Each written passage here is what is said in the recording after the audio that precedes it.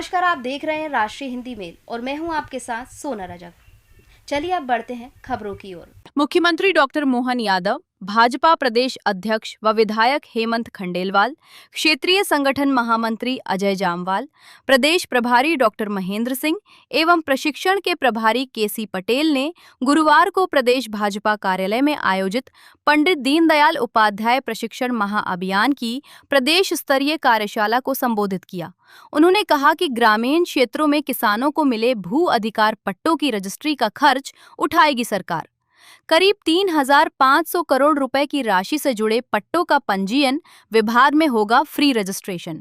Registry के बाद किसान अपनी जमीन पर बैंक ऋण और अन्य कानूनी अधिकारों का कर सकेंगे उपयोग। भारतीय जनता पार्टी के पूरे प्रदेश के सभी जिलों के अध्यक्ष, प्रभारी और प्रशिक्षण टोली के सभी मान्य कार्यकर्ताओं के साथ हमने प्रदेश अध्यक्ष, प्रदेश प्रभारी, प्रदेश संगठन मंत्री सबके साथ इस प्रशिक्षण कार्यक्रम में शामिल होकर के भारतीय जनता पार्टी के सभी कार्यकर्ताओं को पंडित दीनदयाल उपाध्याय जी की विचारधारा के बलबूते पर हमारी अपने राज्य की एक सक्सेस स्टोरी भी है, जिसके कारण से देश के अंदर सबसे पहले कहीं सफलता मिली तो मुझे प्रसन्नता है, वो मध्य प्रदेश है। जब हमारी स्थानीय सफलता 50 से 60वें दशक में प्रारंभ हो गई थी, विधानसभा के अंदर जीतने की सिलसिला भी नगर पालिका, नगर निगम और हमारे अपने राज्य के अंदर संवित सरकार 67 में बनी, 77 में सरकार बनी और सरकार बनने के बाद लगातार 2002-03 से लंबे समय से हमारी सरकार है और पूरे देश के अंदर हमारे राज्य के कार्यकर्ताओं के कार्य व्यवहार के आधार पर एक अलग पहचान हमारे पूरे देश के अंदर भाजपा के कार्यकर्ताओं की है। ये सबसे बड़ी सौगात कुशाभाऊ ठाकरे जी से लगा करके तत्कालीन हमारे सभी वरिष्ठ नेताओं के परिश्रम से है और हमारे वैचारिक रूप से चलाए गए अभियान पे जनता का असर भी ऐसा कि जनता उसको दिलो जान से चाहती है।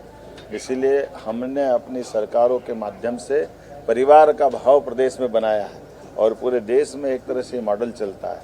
इसी अवसर पर हमने अपने प्रशिक्षण के कार्यक्रम को लेकर के नई तरह से पुनः जब नई बाड़ी बन रही है, जिले बाड़ियाँ बन रही है, तो ये प्रशिक्षण का कार्यक्रम संपन्न हुआ।